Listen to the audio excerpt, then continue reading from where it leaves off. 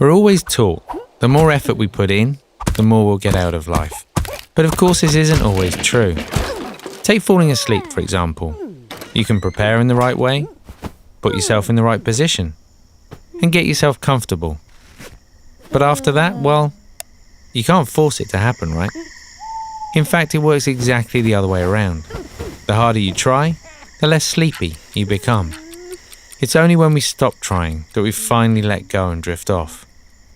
And before we know it, we're waking up the next morning feeling refreshed, relaxed, after a good night's sleep. And it's a very similar story when we're training the mind. I think a nice metaphor for this is the idea of taming a wild horse.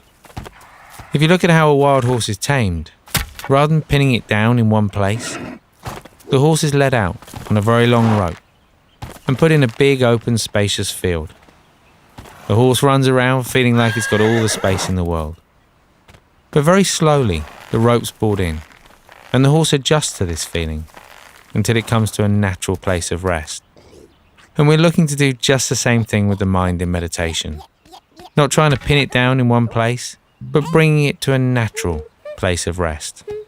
So let go of any idea of needing to achieve something or get somewhere, and instead enjoy the opportunity to sit back, relax, and be present in the world.